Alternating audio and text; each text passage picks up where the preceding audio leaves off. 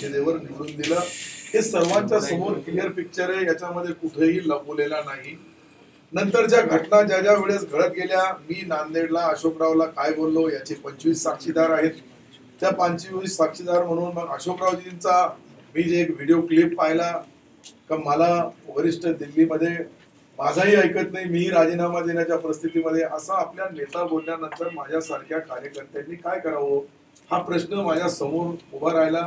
आणि मी माझी अंतरात्माचा आवाज ऐकून विचार केला की आपण आपले नशीब लोकसभा औरंगाबाद मध्ये अपक्ष म्हणून आजमावलं।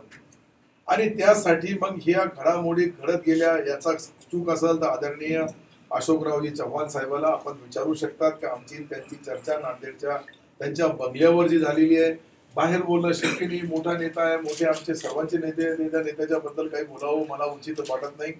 परंतु अशोकरावजींचा आम्ही आदर करतो, अशोकरावजींनी आमच्यासाठी प्रयत्न केलेही असेल, परंतु शेवटी दिल्लीमध्ये काँग्रेस पक्षाची जी काही दळणवळण घडण, जी काही घेणं देणं, तिकीट कुठून देणं, कसं देणं, कुणाला देणं, त्याचा विचार विनिमय करणं किंवा त्याच्यामध्ये आम्ही कमी पडत असेल, कदाचित लोकप्रियतेमध्ये कमी असेल की काँग्रेसच्या निष्ठेवर कमी असेल, तर त्यामुळे आम्हाला त्यांनी नाकारलं असेल असं मला वाटतंय।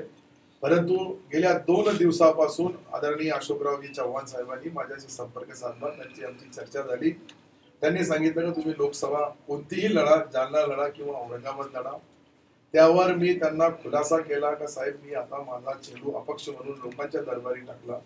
अचानक मी त्याला मोड दिला तर लोक म्हणतील का तुम्ही कशा पद्धतीचं राजकारण करू लागले, कुठेतरी कार्यकर्त्याचा विश्वासघात होईल।